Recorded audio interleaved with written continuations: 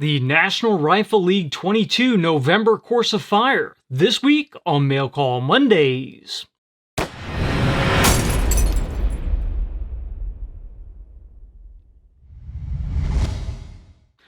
Mail Call Mondays is brought to you by Modular Driven Technologies. If you need a chassis system for your precision rifle, check out mdttac.com. I'm John McQuay with 8541 Tactical, and this is Mail Call Mondays, the show that answers your questions about precision rifles, optics, and equipment. Welcome to the Mail Call Mondays, and this Monday we are going to talk about the November Course of Fire for the National Rifle League 22 matches. And this weekend, I actually switched it up a little bit.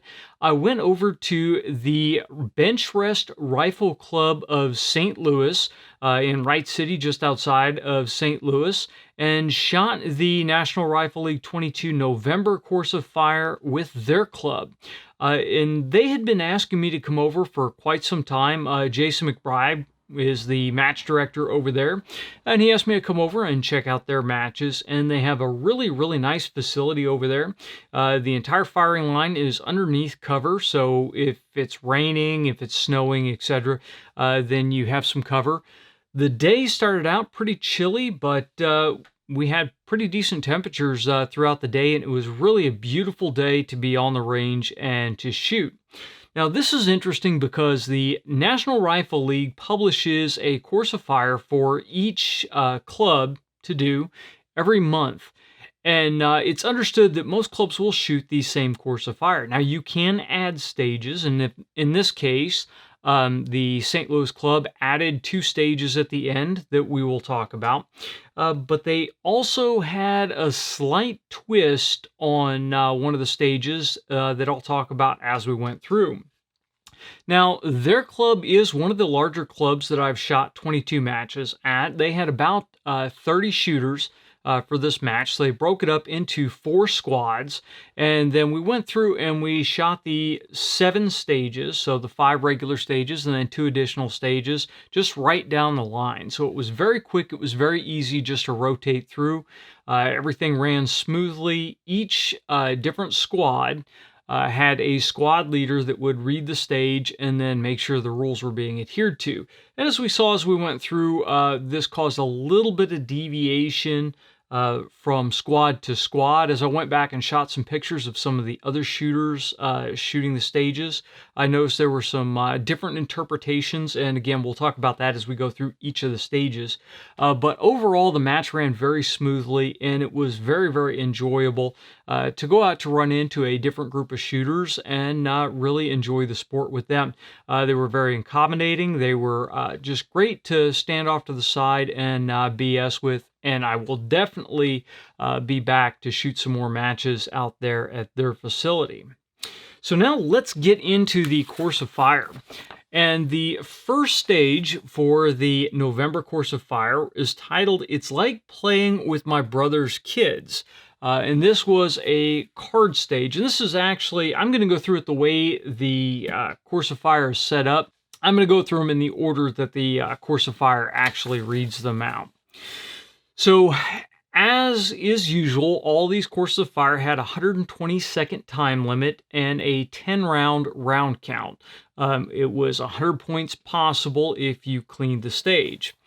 The ranges on the target for this, it was a 2.5-inch steel target on a single hanger at 75 yards. The equipment allowed was 1 bag that's approximately the size of a volleyball or smaller, and I used a Weebad Misfortune cookie for the entire course of fire. That was the only bag that I used on this whole month's course of fire. The start position was the rifle grounded, mag in, and bolt back. So rifle sitting next to the starting line on the ground. On the start, the RO will shuffle 5 cards. The shooter will take each card and lay it face down from left to right. On the start signal, the shooter will turn over the cards in the order they put them face down. The number on each card will represent the step you will shoot from left to right.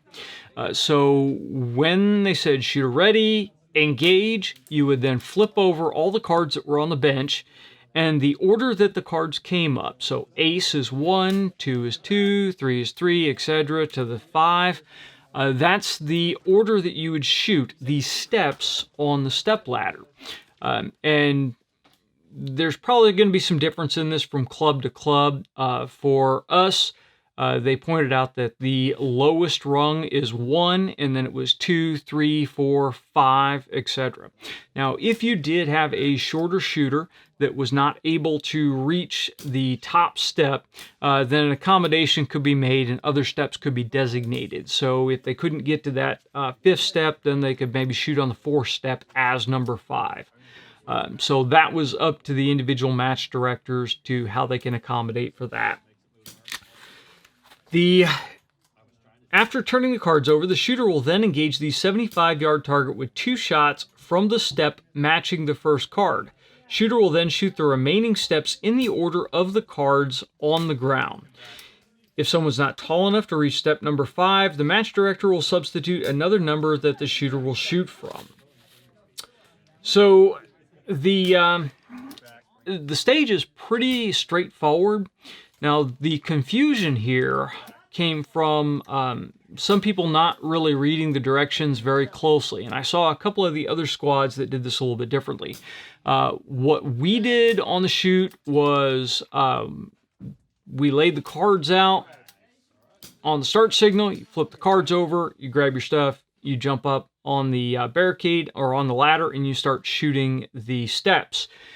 So that way you could look at the cards and you could possibly quickly memorize the order of the cards and then go to the steps and not have to look back at the cards.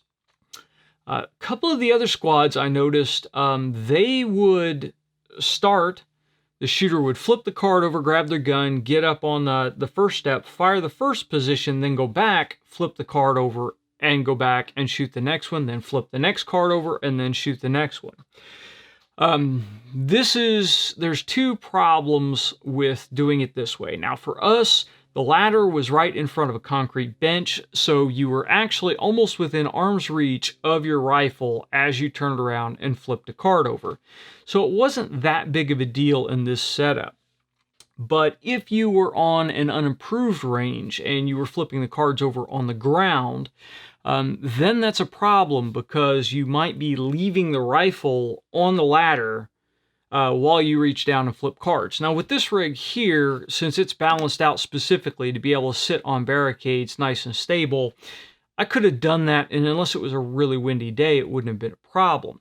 But especially when you get down into base class with some of these lighter weight rifles, the rifle is not going to stay solidly on the barricade. Then you run into a position where you may have a loaded rifle teetering on a barricade while a shooter comes off of it. And that's a bad situation to be in, so it does cause a safety risk. So for that, I believe that's why they decided in the course of fire to flip all cards over before you touch the rifle. That way the cards are flipped over. Worst comes to worst, you have to go look at the cards again. But you don't have to come off the gun and manipulate anything else in order to get to the next step in your firing sequence. For me, my memory has gotten worse as I've gotten older, so I did occasionally look back at the cards on the table to see what my next step was before moving to the next one, and that to me was a minimum amount of extra time added to the stage, but it still allowed me to maximize the accuracy of going to the next one. After you figured out which step you're supposed to be on, it was fairly straightforward at that point. It's just getting the rifle stable and firing your shots. I came off the stage with 70 points on it. I did have one little flub where I went to move to the next step and I dropped the bag. And I was actually on the highest step at that point. And when I dropped the bag going to the highest step, I looked down and decided for 2 shots, it was a little bit too much time to come off the step, reach down, grab the bag, put the bag back on the step, get the rifle back in position, and then fire. So I just went ahead and stabilized it, got my 2 shots. I believe I got both hits on that before I moved to the next step. So that was fine. But obviously I dropped 3 shots somewhere on the ladder. And it was probably because I was rushing. Very often when I drop shots on the ladder, it's because I rush the shots. 2 minutes is an eternity for a stage like this. So you just have to slow down and get your hits. So that was stage 1, fairly straightforward other than the little confusion with the cards. Now this is where with a match director or one guy briefing each stage and making sure that each stage is run, that can smooth those things out. But with 30 shooters and several squads, it's not realistic unless the match director is not shooting. And in this case, Jason was shooting the match as well. It's not realistic for them to be able to make sure every shooter gets the exact same briefing. So that's why when we are reading off of these, it's really important to read the directions and then follow the directions to the letter. There actually were a couple of times where I looked at and noticed that we were doing something slightly different than the exact directions.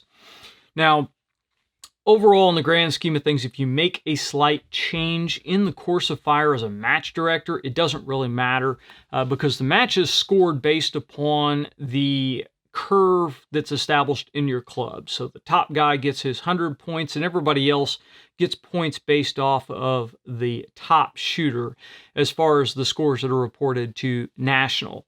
But you don't want to drastically change it because then it changes the whole intent and the whole flavor of the match. So that's my opinion on that. So the next stage, stage 2, was a barricade stage, and it's titled, I'm Too Full to Get This Low. On this one, we had 2 cinder blocks and we had a 5-gallon bucket as the barricades. The ranges to the target, there was a swing set out, and it was a 0.25 inch target, a 0.5 inch, and a 0.75 inch target, and they were set at the 25-yard line. The equipment allowed was 1 bag that's the size of a volleyball or smaller, and again, I used the Weebad Mini Fortune cookie. For the start position, the rifle was resting on top of the left cinder block, and this cinder block was laying flat on the ground. The bucket, the 5-gallon bucket, was sitting next to it, upside down, and then another cinder block was sitting to the right of the bucket, sitting on the long side, so sitting on the tall dimension.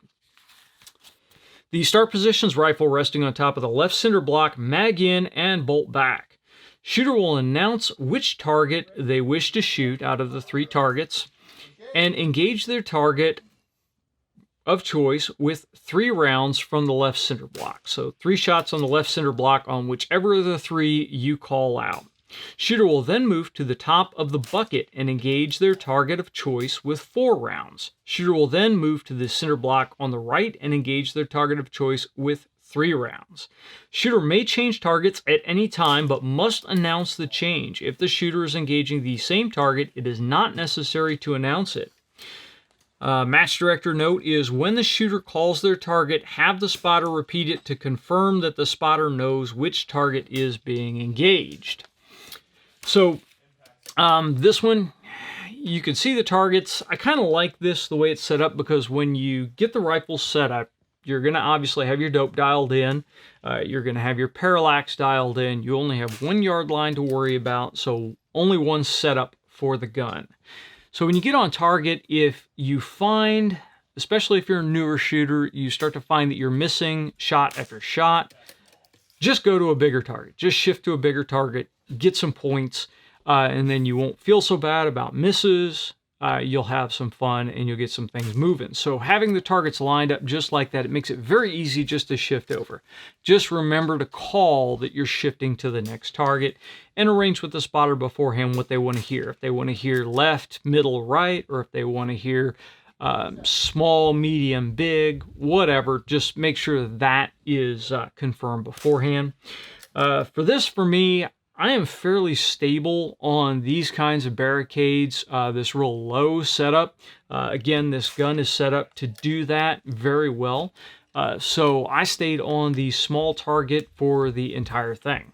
Now again, a 0.25 inch target at 25 yards is not a super difficult target as long as you slow down, take your time, and get good shots. But the target is very narrow, but the target is very tall, because on the actual NRL22 official target package, that .25 swinger is the same size at the bottom as it is at the top. So you have this really long stick, and you can hit anywhere along it. So especially when you're using a gun that is 0 to 50 yards like mine is, I cheat high on that target. So I won't shoot right down at the very tip. I will come up about 1/2 to 3/4 of an inch on that target and aim higher up there. I can still hit it hard enough to swing it, but you get two things there. One is you're hitting it higher up, so it is not going to spin as fast, so it'll calm down quicker for your next shot. But then also, if you are a little bit low or a little bit high on your dope or on your setup or on your trigger pull, then you're still actually going to hit the target and actuate it. And most clubs don't require any kind of full spin or anything. If you move the target with the bullet, they call it a hit. So I will aim high. That's a little bit of a tip on that. Now, if you get out to more extended ranges and you get out to the larger spinners, that may not be wise, because at the more extended ranges, wind is having a greater effect and the target is narrower higher up than it is right down at the bottom on the actual strike face. So just keep that stuff in mind. The second tip on these, or any of the swing set type targets, is if you pop it with a solid hit, especially these smaller ones, they will spin pretty rapidly. You have 2 minutes to get 10 shots off. Wait for it to come to a stop. Don't try to hit it on the move. I have tried that before. It has cost me points before. The only time I will try to hit the target on the move is if I only have seconds left and it's still going and I got to get it off. Because then might as well fire the shot at it and get a 0, then time out with that bullet still in the chamber. It gives me the same score no matter which direction. So that's just one to keep in mind. Now, as I mentioned, this gun is set up very well to be able to shoot these stages. And the reason it's set up that way is the chassis, the MDT ACC chassis that we have on here, the Weebad Mini Fortune cookie fits perfectly right in front of the mag well here, and that is where I have set this up to balance on. The mag well is low profile. It's even with the trigger guard here, and on the Tikka T1X, the magazine fits up into the well here. So I don't have anything protruding. Like, for instance, if this was a Voodoo in the same chassis, that 10-round magazine protrudes down the bottom quite a bit. So on this gun, I can get the balance point set up here, and I can scoot it fairly forward on the barricades and have nothing extending down here. The Mini Fortune cookie takes up all the space in here, and I still don't have the magazine dragging or anything. If I was shooting a Voodoo, then I have that magazine sticking down. I need to make sure that I don't push this forward and start getting that magazine interfering with the barricade, because then it can jack the rifle up and it can cause some problems.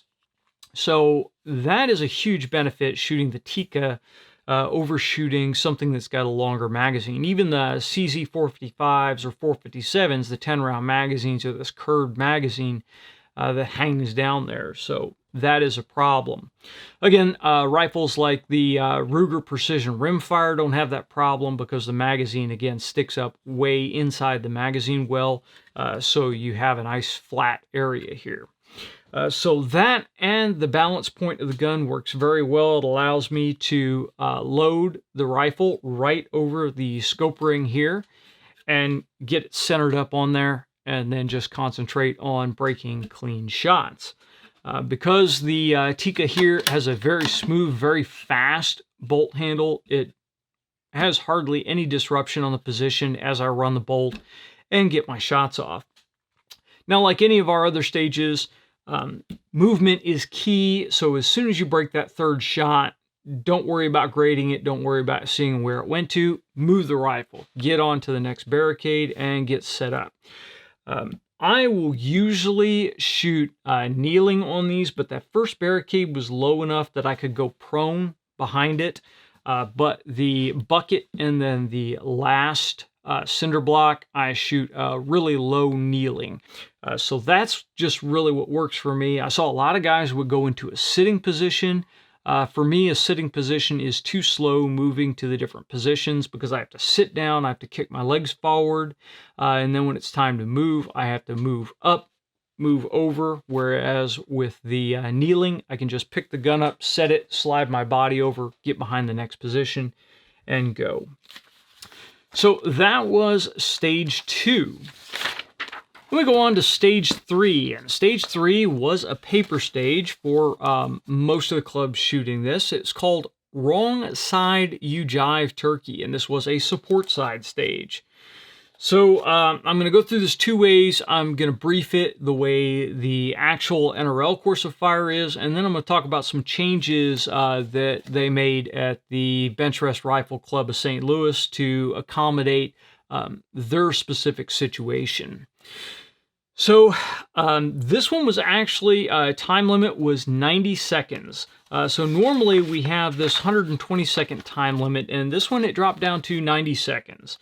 The round count was 10, and the equipment is 1 bag that's approximately the size of a volleyball or smaller.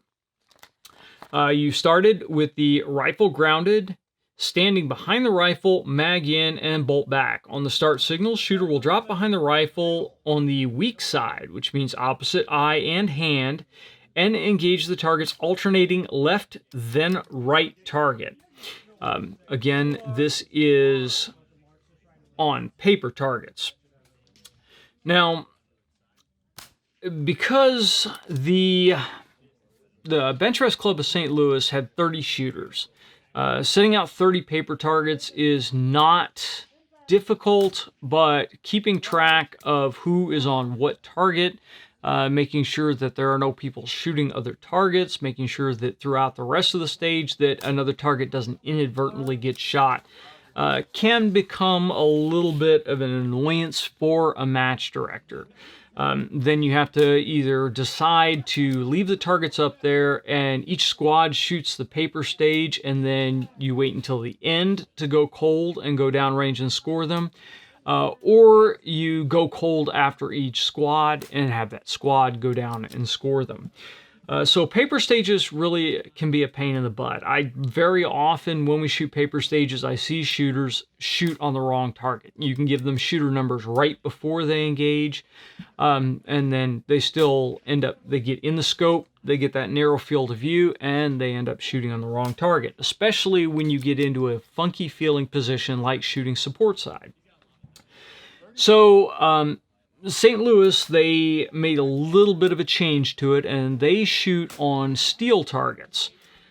So how they do this is they will go out to the same range, so it was still 100 yards, but instead of shooting on paper, they had corresponding steel targets. Now, this actually was a little bit more difficult because if I recall correctly, the target corresponding to a center hit on the paper target was a .25, so quarter-inch target.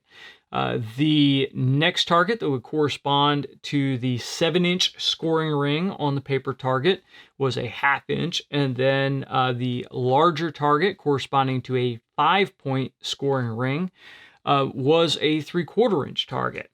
Now, this stage, the way they set it up, is actually more difficult than shooting the paper stage. Because the paper stage, obviously, if you aim for the center of the target, which you would on every single shot, if you aim for the center of the target and you miss it by ½ inch, you're still getting points for that shot. You won't get the 10 points that you were trying for, but you may hit one of the outer scoring rings and still accumulate points for that shot. This way, if I was aiming for that quarter-inch target, fired on that quarter-inch target, and missed it by ½ inch, well, let's say I missed it by a quarter-inch, which would normally be into that 8 ring or so, that's a 0. I got a 0 for that shot. So it definitely has an increased level of difficulty. Now, again, they made the accommodation for their club. Every shooter in that club had to shoot the same stage of fire in the same way. It required the same skills necessary, the same shooting position, the same equipment and everything. It was just how the scores were tabulated was different for this club than the other club. And they did run this through NRL22 National before they decided to do it. So it wasn't just kind of an outlaw thing. There was a discussion about it before they decided to do it. But this is something we've seen kind of across the country where match directors are switching things around to make accommodations. And we're starting to get into kind of a gray area here where are we doing it because it's difficult because of the club or because of the arrangement or that to shoot the course of fire the way it's specified, or are we doing it because we just don't like the course of fire the way it's specified? And I think in this case, this is an accommodation that allows their match to run a lot smoother, a lot quicker, and get a lot of shooters through rapidly. So I don't necessarily have a problem with the way Jason decided to set this course of fire up. I thought it was kind of a novel solution to the question. But then the question that we really come down to is they were using the NRL22 official target package. So it gets to the point of asking why National continues to do paper stages when they could go to a steel stage like that. So is there an idea behind it where they think that something is being lost by taking out the paper stages versus leaving them in? I do see that since paper stages tend to have a wider gap of scores, paper stages can tend to eliminate the need to have a tiebreaker at the end because your scores can come down into 1 or 2 point differences, whereas when you're always shooting steel, the larger gap you may have maybe a 10-point difference between the two, so you may have 3 or 4 shooters with the exact same score, whereas the paper stage might have broken them up with a point or two between. So that's just kind of my opinion on that, but I really would like to hear you guys. How do you feel about making accommodations like this to the NRL22 course of fire? Do you think it is outside of the spirit of the game, or do you think it's just okay? Really kind of want to hear that down below, so leave a comment in the comment section, please. And then we have stage number 4. Stage number 4 is thanks for giving me a good win call. I really like this stage. We go back to the 120-second time limit, 10-round count, and the ranges and targets, everything was at 100 yards. You had a 5-inch single hanger, you had a 3 and a 2.5 inch on a double hanger, you had a 2 and a 1.5 inch on a double hanger. Points possible were 5 for the 5-inch, 7 for the 3-inch, 10 for the 2.5, 13 for the 2, 15 for the 1.5. And the total possible points were 100. The equipment for this is one bag that's approximately the size of a volleyball bag or smaller. And again, I used the Weebad Mini Fortune cookie. The start position is rifle grounded with the shooter in position, mag in, and the bolt back. On the start signal, shooter will engage the targets from big to small, hit or miss. So if you missed, you still went on to the next target. Once the shooter has engaged the 1.5 inch target, which is the last target, they will then start back at the 5-inch target and engage the targets big to small again. So big to small, and then back up big to small. On the second run, the shooter must hit to move on. So the second one, if you missed that 5-inch target, you had to stay on the 5-inch target until you went to the next one. So really it's kind of a cool stage, and the way they had the targets organized there, you could see all the targets in one field of view if you didn't have your scope really cranked up. So you could see where they were all at. It really, for me, it was like a gas pedal drill, because I knew really that 5-inch, 3-inch, and the 2.5 inch at 100 yards were gimmies.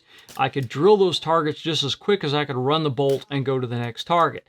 But then those last two, the 2-inch and the 1.5, you had to hit the brakes and then make sure that you engage those well. And then again, you could start over and run through it again. Now, if I took more time, I might have been able to clean it. I dropped 3 on this one, so I came off of it with 70 points. But it was a really fun stage. I think this one was probably my favorite stage of the month. So it was great fun to run through it. I think that the large size selection of targets would give even our novice shooters quite a few points. But that 1.5 at the end, especially right after you hit the 2 and things are kind of shaking around a bit, the 1.5 could be a little bit of a challenge, especially if you had a little bit of wind, and we did have a little bit of wind. You could actually see the mirage moving. If you didn't account for it, you would miss. And I actually think one of my misses was I was in the process of breaking the shot and watched the wind stop. So I was a little bit too aggressive on my wind hold and kicked it off to the on hold side. So very straightforward, not really anything crazy on that one. Then we come to stage number 5, which is what's this gobbledygook? And this was our positional stage. Almost every month it seems there is a positional stage that you could shoot with a sling. So again, 120-second time limit for this, 10-round count. And the ranges and targets are a 1-inch at 25 yards on a single hanger, 2-inch at 50 yards on a single hanger, 3-inch at 75 yards on a double hanger, and a 4-inch at 100 yards on a double hanger. So all of the targets were 4 MOA targets. So the interesting thing about it is on the gun, the targets all appear the same size because they are all the same angular size as you go out. So really the wobble area was going to be pretty close for each and every target. Most of us just decided to go for the 4-inch at 100 yards because that really looked like the most solid target out there. For this, I shot it with a sling. I used a Tab PRS sling. I'm still trying to get used to the sling, but the more I use it, the more I'm getting it dialed in for my style and how I like to shoot it. I'm also figuring out which attachment points on the gun seem to work best for that sling. Now, the Tab PRS sling is interesting because you don't sling up in it the way you would a normal hasty sling, and it is not a loop sling, so you don't have the cuff on your arm. It's more of a patrol sling, so you would have it slung across you, cross body, and then when you get down behind the gun, you wrap your arm in it however you need to get the tension on it. So you could not use any support. It was an unsupported stage, and I'll go ahead and read through the start position, and then I'll talk to you about a little bit of details on this. Equipment was 1 sling only, so it's the only equipment allowed. You can't use a bipod, can't use a bag, nothing. The start position is rifle, port arms, mag in, bolt back. On the start signal, the shooter will establish an unsupported prone position. They will then announce which distance they shoot at and engage that distance. Shooter may change the distance at any time, but must announce the change. If the shooter is engaging the same distance, it is not necessary to announce. Match director note is when the shooter calls their distance, have the spotter repeat it to confirm that the spotter knows which distance is being engaged. So fairly straightforward. The difficulty for me is going from standing to prone without jamming the muzzle into the ground. I had to be really careful when I came down that I didn't have the muzzle on the ground. Now, I did keep the bipod on the gun, but the bipod was folded. I feel that that is acceptable within the spirit of the game because if you had one of the M-LOK style bipods that was solidly affixed to the gun, you're not going to take out tools and start taking pieces off your gun. So as long as the bipod is folded and not actually aiding in any support, obviously no bags whatsoever. For me, I shot it straight up the way the stage is written. It's intended to be a slung-supported prone stage, so that is the way I shot it. Now, we did have some other shooters that we saw that changed up and used an alternate position. And the position I'm talking about is commonly referred to as the Hawkins position. And that is where you will take your fist. Commonly, you grip the sling with your fist and use your fist to support the forend of the rifle. Now, depending upon the configuration of the ground that you're on and where the target is placed, Hawkins can be very effective. Hawkins is usually used when you have to shoot downhill. So you have a lower position in front of the gun than you do at your shoulder, so you get that incline and you can shoot down. In my opinion, Hawkins is still an unsupported position because you are only using your body to support the rifle. So if the terrain and then the targets allow, I see Hawkins as an acceptable position for this stage. The main reason being, since it is only your body that you are using to support the gun, it is something that everyone that comes to that match has. Everyone that comes to the match has their body.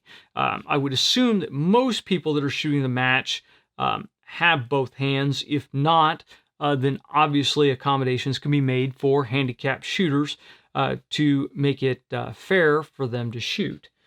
But there was I posted a picture on Instagram and there was a lot of comment about it. Now, the young lady whose picture I posted, she was shooting with her fist actually underneath her folded bipod on the forend. And I don't know if that was specifically intended to try to game it, or if it was just that's what she saw as working well.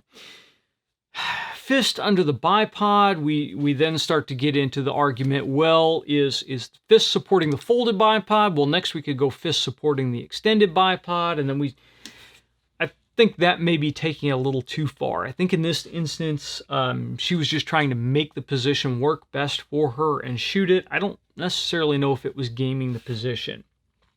But again, we start to run into these things where it wasn't specifically written in here that you had to use a standard slung prone position. There were a lot of shooters that shot a standard prone position without a sling. So there was a wide variety of difficulty there.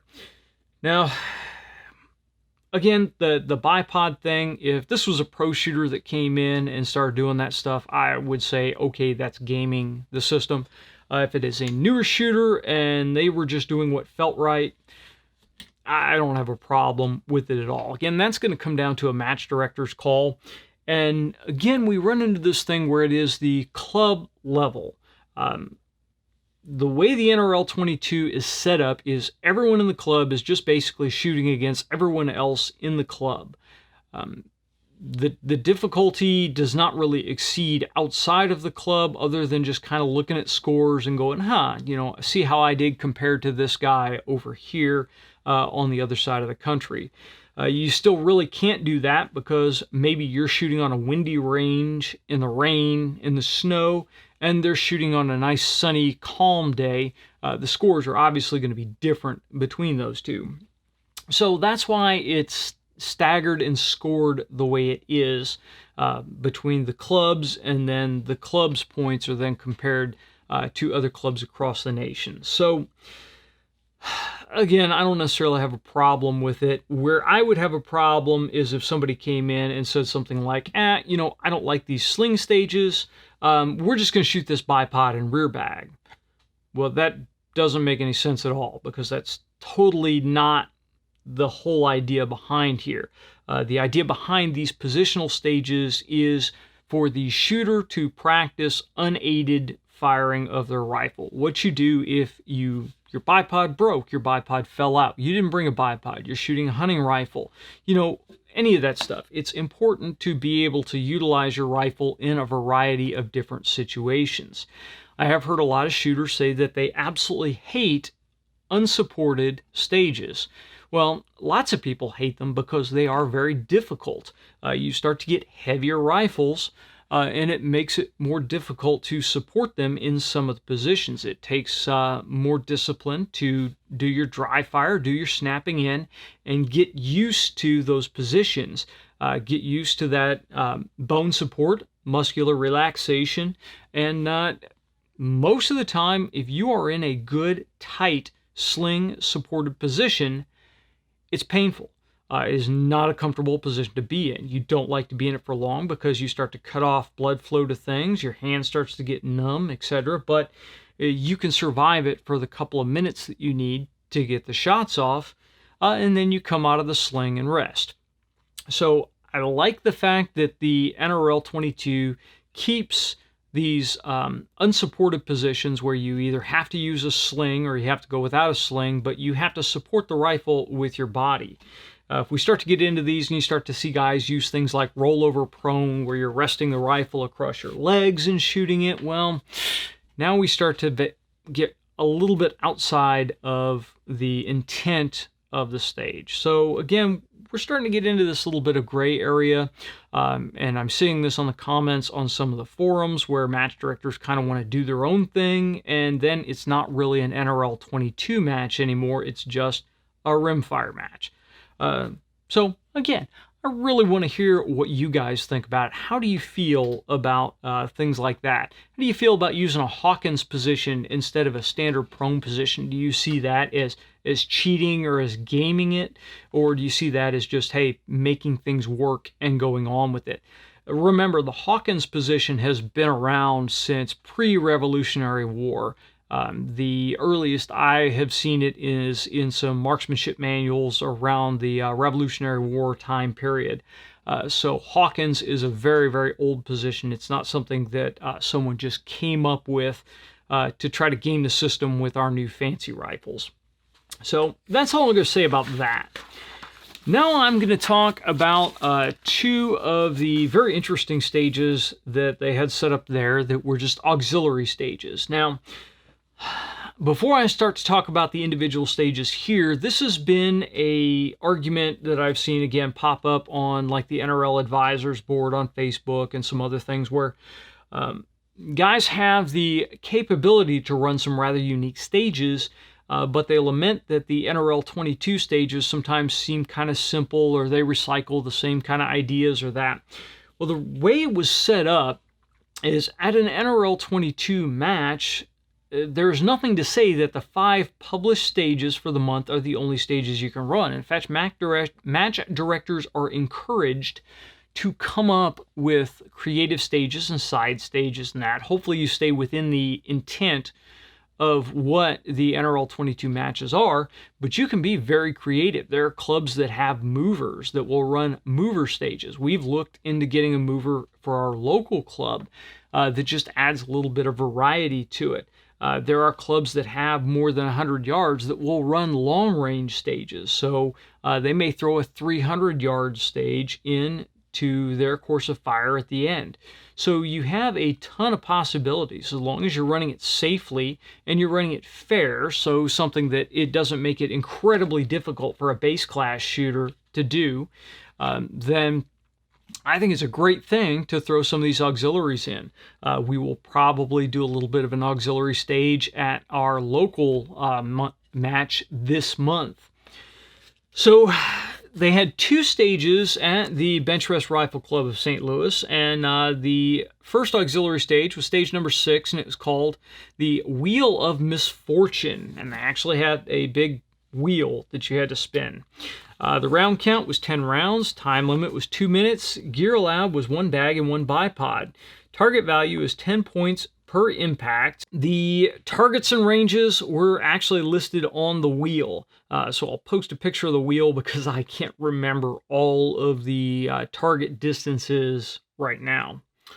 On the stage description is, shooter will engage the targets following the direction of their designated wheel spinner. So you had to have someone else in the squad to spin the wheel for you. The shooter will begin with all gear in hand, chamber flag inserted, magazine removed, standing port arms near the firing line. So you had to start in the most difficult position you possibly could because your flag had to still be in the gun. And on this guy, I forgot my nice fancy chamber flag, so I was actually just using a centerfire chamber flag with it inserted vertically, so it went down through the mag well just to make sure that the bolt could not go forward into battery.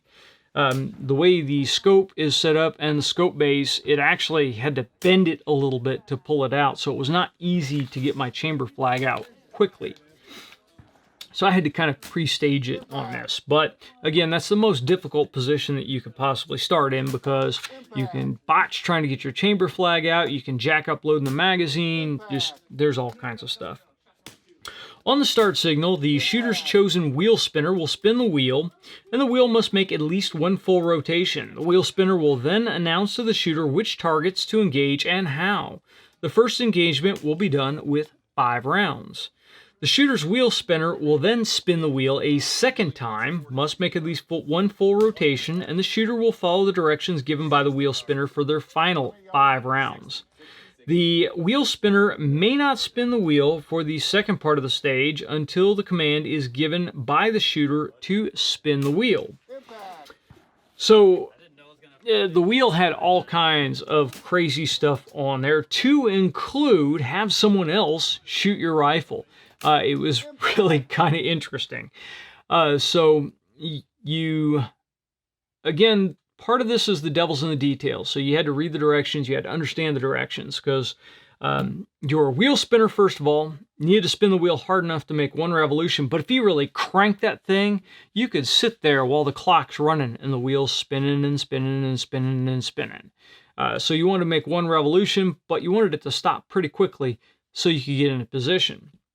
The 1 full revolution also kind of stopped your buddy from gaming it and giving you an easy one, because there were some easy ones on there, like just engage the targets near to far from prone. The targets were all within 100 yards, so there was nothing that was really crazy on this. And then the second part of it was you had to spin again for that last 5 rounds, but it didn't say when you had to spin again. So I screwed this one up because I waited until my last shot to tell him to spin again. I should have, as soon as I heard what I had to do on the first 5, told him to spin again, so I had my directions for the second 5 before I stopped shooting the first string. So that was just kind of a tip on this that I'll remember if I have to do one of these stages again. None of mine were very difficult. They were pretty much straightforward prone shooting, but there were some crazy ones where guys had to shoot unsupported. And again, there was the one where we watched a guy have another one of our group shoot his rifle, and that actually worked out for him because he got 50 points off of that string. So he chose wisely, and the other shooter cleaned it for him. So again, just kind of one of those nifty things. And then the stage 7, I did not take a picture of the actual stage briefing, so I don't have the stage briefing here. But stage 7 was interesting for me because it was an unknown distance stage. So there were 4 targets spaced out at unknown distances. You had to start from behind the line. Again, chamber flag in, all gear in your hand on the go signal. You had to go up, drop down prone, load your rifle, and then engage the targets near to far, and then I believe it was far to near with a shot each, and you had to estimate as you went. Now, the benefit was we had all the ranges from the previous stage, and those targets were about 10 yards apart, so you could look at those targets and you could kind of guess. Now, the problem that we ran into is when you actually got on the gun, I screwed up because I didn't memorize the distance to the target or the order of the targets near to far while I was standing. And when I dropped down behind the gun and then you see them all on the same plane, I got out of order. And I know at least one of the targets, I engaged it thinking it was a different target than it actually was. So that was something to be aware of. Seeing some of the interesting ways shooters tried to do this. You didn't know the dimensions of the target, so you couldn't mill the targets. You didn't have enough time to mill the targets on the clock anyway. Rangefinders were not allowed, but you could actually go through this and try to mess with your parallax. One shooter actually did try to do that. If you had your scope maxed out on the highest magnification, so that depth of field was very, very thin, then you could twist your parallax knob, and if it was marked in yards and you were very, very accurate with your eye, you could get a general idea.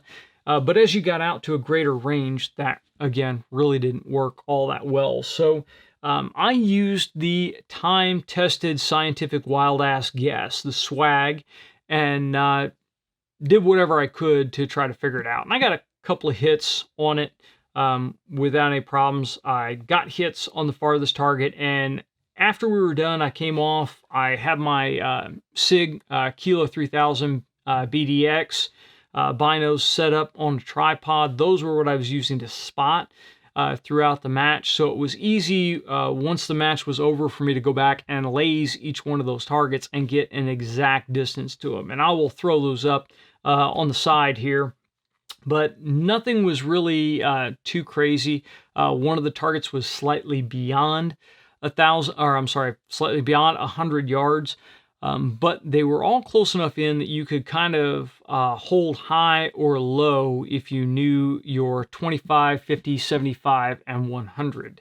And I've got my dope from 25 to 100 in those increments, the 25, 50, 75, and 100. I have that memorized.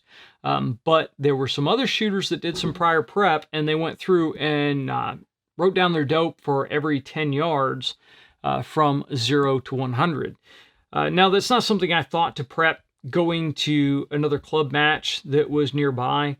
That is definitely something that I would do going out to nationals. I would definitely have my dope recorded in 10-yard increments or have it plugged into my ballistic calculator to where I can quickly call up the dope for any yard line in between. So if I was heading to the finale, that would be a little bit extra homework that I would do. So that is it for our description of the November National Rifle League 22 Course of Fire. Now, I did shoot this one in St. Louis, but I told them not to submit my scores. I'm going to shoot our local match for score, and that will be the one that they post on the NRL22 site. And I really, really hope if you're in the area, you guys want to come out and watch or come out and shoot, please come on out. I usually bring an extra rifle to our club match. That way I've got another base class rifle, or I've got a spare rifle in case somebody's gun goes down, or if you really want to shoot, you can come out and shoot my rifle. So I will leave details to that down below. We shoot at the Westside Sportsman's Club here in Evansville, Indiana, and that match is at the end of the month. So click the link down below if you want details.